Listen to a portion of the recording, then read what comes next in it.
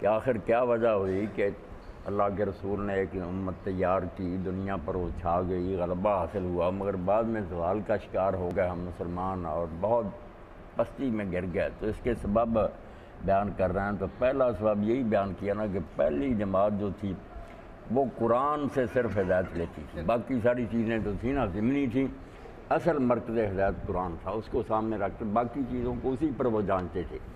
مگر بعد میں انہوں نے کیا کہ دوسری قوموں کی جو باتیں تھیں نا غلط سر وہ ساری داخل کرنی تفسیروں میں، حدیثوں میں، لوگ ان میں ڈوب کر رہ گئے۔ تمدن، تصوف، شریعت، کلام، بتان عجم کے پجاری تمام یہ امت روایات میں کھو گئی، حقیقت خرافات میں کھو گئی۔ پہلا سبب تو یہی ہوا کہ قرآن جو تھا نا اس کو پیچھے پھینک دیا، اس کی بجائے نا دوسری چیزیں جو تھیں ان کو ترجیح دے دی۔ مدارس میں بھی قرآن مجید کے 2 ہی پارے رہ گئے، وہ بھی بیضاوی پڑھا دیں جس میں تفسیر نہیں اور سب کچھ، تو یہ رہ گیا کہ قرآن پیچھے، باقی کتابیں جو مقدم کر دی گئیں جن میں ملاوٹ تھی۔ ایک سبب تو یہ بیان۔ دوسرا جو حکیم صاحب نے بتایا، پڑھا آپ لوگوں نے، کہ وہ عمل کے لیے قرآن کو پڑھتے تھے، یہ نہیں کہ کوئی عالم فاضل بننا ہے، نہیں، اس کو کتاب ہدایت سمجھتے تھے کہ جو کہتی ہے وہ کرنا ہے۔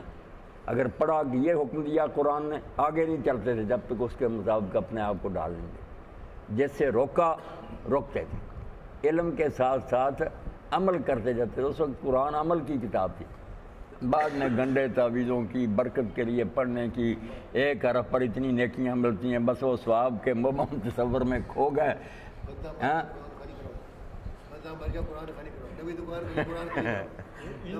بس وہی بات رہ گئی، بآیات جزی کار نداری کیا یاسین ہے وہ آساں بمیری۔ اب اتنا ہی تعلق قرآن کے ساتھ رہ گیا کہ مرنے لگے نا تو یاسین پڑھو، جان آسانی سے نکل جائے۔ یہ مارنے کا ایک نسخہ، کوئی قرآن گھر نیا بنایا تو وہاں بس اس کو لے جا کر قرآن شریف کو پہلے دیوار پر رکھ دو، جن یہاں سے بھاگ جائیں۔ تو یہ ہے کہ جنتر منتر کی کتاب رہ گئی، ہدایت کے لیے پڑھنا چھوڑ دیا۔ تیسرا سبب کیا بیان کیا آخر میں، کہ باقی جو تھے نا جاہلیت، کفر سے بالکل کٹ جاتے تھے، پھر کشتیاں جلا کر آتے تھے، یہ نہیں کہ آدھا اسلام اور آدھا کفر مل جل کر ایسی زندگی نہیں گزارتے تھے۔ جو اسلام لے آیا اس نے پھر کفر کو ایسے ہی سمجھا کہ یہ نجاست ہے، گندگی ہے، آگ ہے، اس کی طرف دوبارہ لوٹنا آگ میں چھلانگ لگانے کی بات ہے۔ وہ دنیا کے معاملات، لین دین، تجارت کافروں کے ساتھ کرتے تھے، مگر ان کے رسم و رواج، ان کا طریقہ، کلچر، تہذیب، اس سے بالکل ایسے ہی نفرت کرتے تھے جیسے غراضت سے کی جاتی۔ یہ 3 سبب سید قطب رحمۃ اللہ علیہ نے بیان فرمائے، یہی لے ڈوبے مسلمانوں۔